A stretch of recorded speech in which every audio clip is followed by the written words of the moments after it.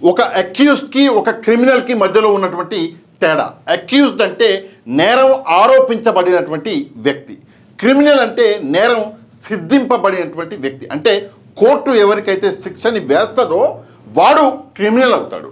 శిక్ష పడనంత వరకు ప్రతివాడు అక్యూజ్డ్ మాత్రమే, నేరారోపణ చేయబడ్డ వ్యక్తి మాత్రమే.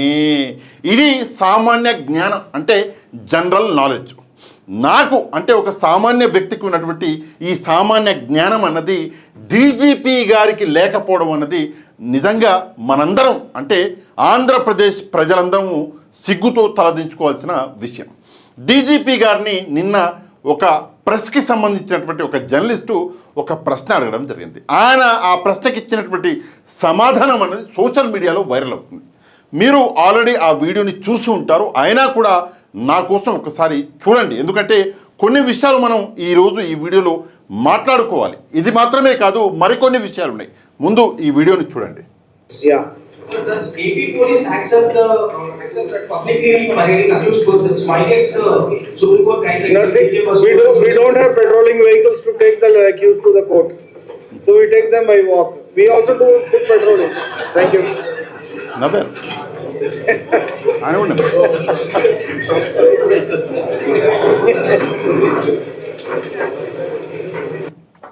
అంటే జర్నలిస్ట్ మిత్రుడు అడిగినటువంటి ప్రశ్న, సుప్రీంకోర్టు గైడ్లైన్స్ ప్రకారం అలా రోడ్డు మీద నడిపించుకుంటూ తీసుకువెళ్ళడం అన్నది తప్పు కదా సార్ అని చెప్పేసి ఆ వ్యక్తి అంటే ఆ సోదరుడు అడిగిండు. అసలు ఎవరిని నడిపించడం గురించి మాట్లాడుతున్నారంటే ఇప్పుడు ఒక వీడియో చూపిస్తాను చూడండి. ఇక్కడ ఒక వీడియో మీకు అందరికీ కనిపిస్తున్నది, అంటే సాంగ్ ఉంది, ఆడియోని ఆఫ్ చేశాను. ఇక్కడ చూడండి, నడిపించుకుంటూ తీసుకెళ్తున్నారు. ఆ నడుస్తున్నటువంటి వ్యక్తులని కొట్టారా లేదా తెలియదు మనకు, కానీ పాపం వాళ్ళు కుంటున్నారు, ఒక్కొక్కరు కుంటున్నారు. ఎవరయ్యా వీళ్ళు? వీళ్ళేమన్నా మర్డరర్సా? వీళ్ళేమన్నా పెద్ద పెద్ద క్రిమినల్సా? వీళ్ళేమన్నా దొంగతనాలు చేశారా అంటే కాదు. వీళ్ళు చేసిన పాపం ఏంటంటే జగన్మోహన్ రెడ్డి గారి బర్త్డేని సెలబ్రేట్ చేసుకున్నారు. అది కూడా ఏ లెవెల్లో చేసుకున్నారు అంటే నా భూతో నా భవిష్యత్తులో మళ్ళీ ఇలా చేసుకుంటారో లేదో అంత పెద్ద లెవెల్లో వీళ్ళు జగన్మోహన్ రెడ్డి గారి బర్త్డేని చేసుకున్నారు. అయితే కొంతమంది ఉత్సాహంతో ఏం చేశారు అంటే జంతు బలి అంటే అదేదో అనుకునేరు కాదు.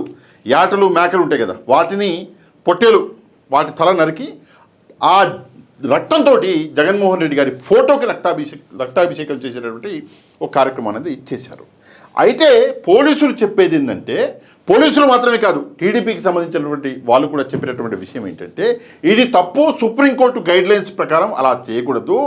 జంతువులని ఒకవేళ చంపాలి మాంసం కోసం అంటే జంతువులని రిజిస్టర్డ్ ఏదైతే లైసెన్స్డ్ ప్లేసెస్ ఉంటాయో అక్కడికి తీసుకెళ్ళి చంపాలి మాంసం కోసం అని చెప్పి సుప్రీంకోర్టు గైడ్లైన్స్ ఉన్నాయి.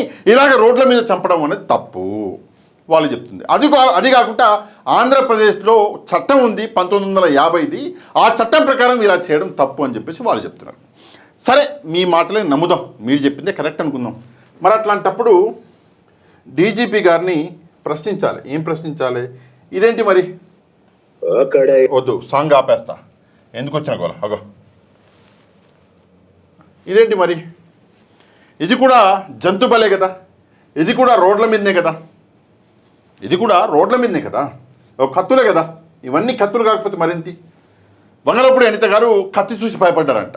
అంత పెద్ద కత్తితోటి కేక్ కట్ చేస్తారా మీరు అని పాపం భయపడ్డారు. మరి పెద్ద పెద్ద కత్తులే కదా, మేకలు ఏటలు ఏమంటారో అన్నీ ఉన్నాయి. ఇందులో బలి కూడా ఇస్తాడు ఇదే వీడియోలో. అది చూపించకూడదని అనుకుంటున్నా, ఒకసారి చూడండి. ఎగురుతున్నారు కత్తులు వేసుకొని.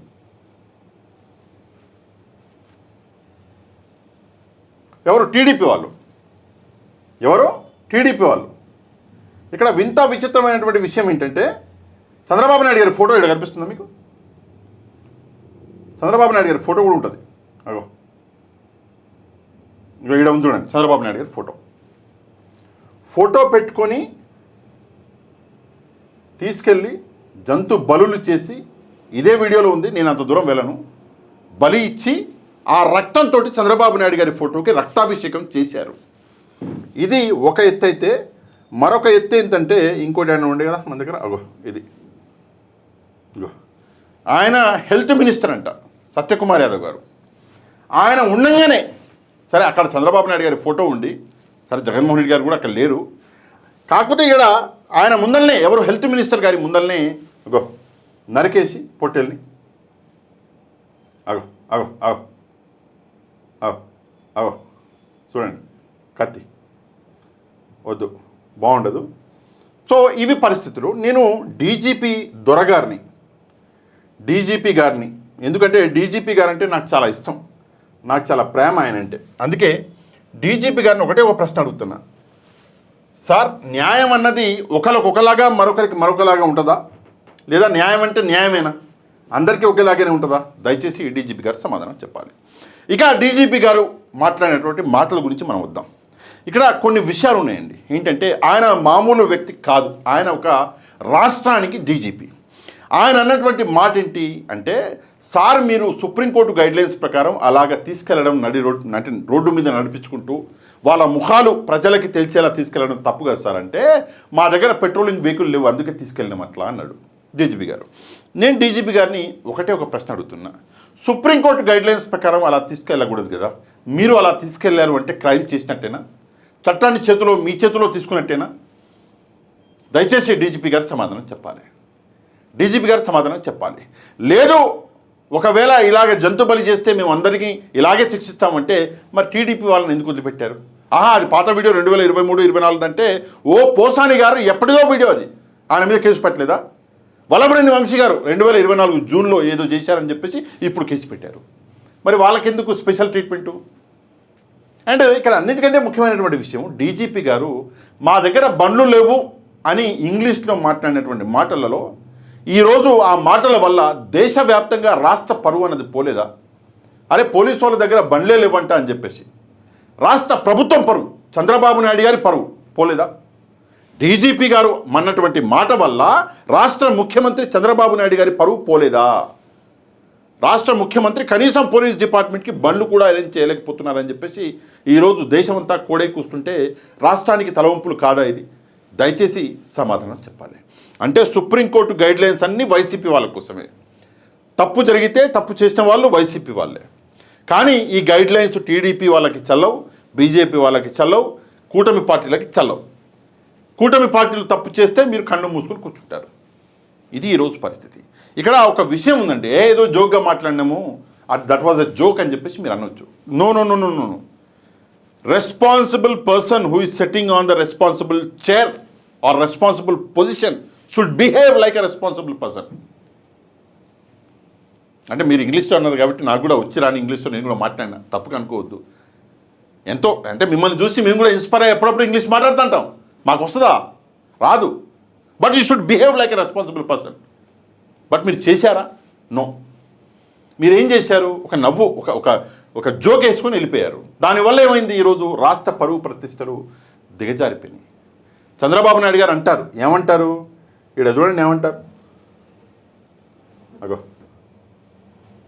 ఇంకొక పక్క నేను చూస్తున్నారు కొన్ని దిక్కల్లో ఒక పోస్టర్ పెట్టి ఆ పోస్టర్ లో జన్మదినం జరుపుకోవచ్చు, మనసుల్లోని రావాలి, జరుపుకుంటే నాకు ఏ అబ్జెక్షన్ లేదు.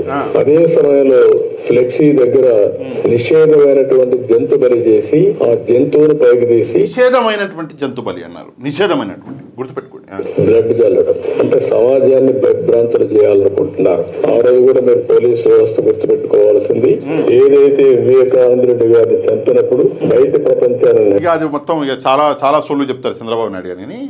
విషయం ఏంటంటే నిషేధమైనటువంటి జంతు బలి అని చెప్పేసి చెప్పారు కదా. ఇదేదైతే జ్ఞానం ఏదైతే ఉందో, ఇదేదైతే మీ నాలెడ్జ్ ఏదైతే ఉందో, ఈ మంచి మాటలు ఏవైతే ఉన్నాయో, ఇవి కేవలం వైసీపీ వాళ్ళ కోసమేనా, లేదా టీడీపీ వాళ్ళ కోసం కూడా, అంటే మీ పార్టీ వాళ్ళ కోసం కూడా మాట్లాడతారా?